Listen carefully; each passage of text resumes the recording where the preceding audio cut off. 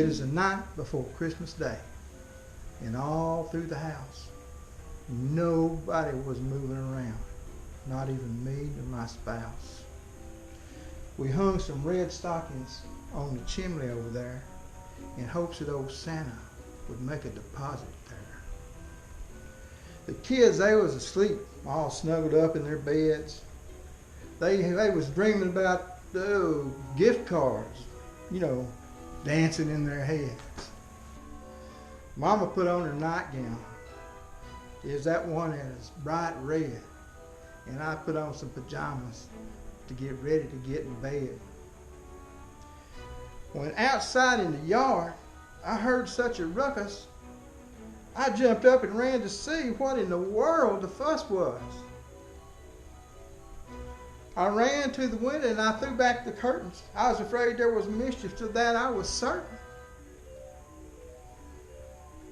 There was the moon, shining on the leaves I didn't rake.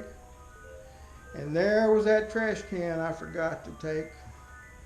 And what I seen next, well, it was just weird.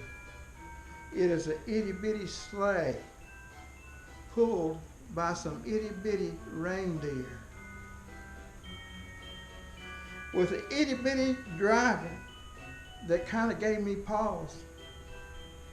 But then I realized it must be old Santa Claus.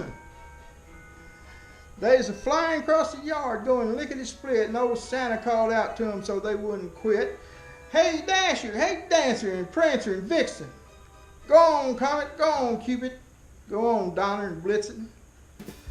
Fly on up to the roof, but be careful and land soft. We don't want to fall through, and we don't want to slide off.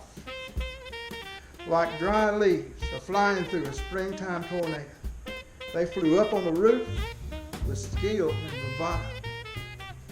And then all of a sudden I could hear on the roof the clicking and the picking of each bitty hoof.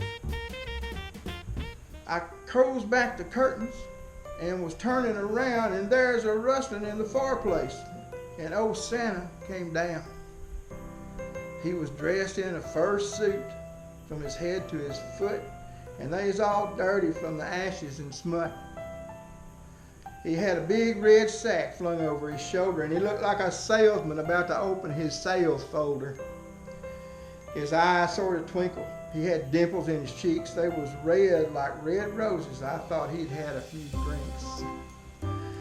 His mouth was drawn tight like string on a hunting bow, and the whiskers on his face was as white as the snow. The stump of a pipe he held tight in his teeth. Smoke made a ring like a white Christmas wreath.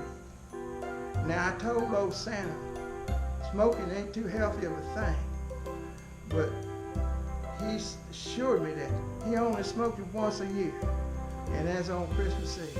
And besides that, it was a special kind of tobacco that's grown by, it was called elfin tobacco, because obviously you think it's grown in the North Pole, and it's not harmful, so that's the only tobacco that he uses.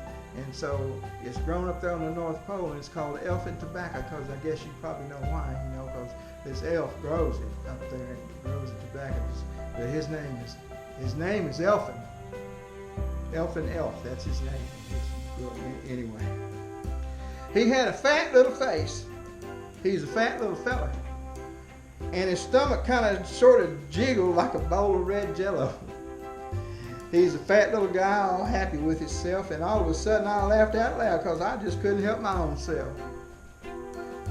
Then he winked at me, and he jerked his head. I didn't know what that meant. He didn't say a word, and he put out the presents. He filled up the Christmas socks, and then he turned back to my presents. He's picking his nose, and I guess that is magic, because he went zip up the chimney with his sack. He jumped back in that sleigh and whistled to his crew, and like the fuzz on a dandelion, away they all flew. He yelled over his shoulder before he's clean out of sight, "Merry Christmas to all y'all. All y'all have a good night."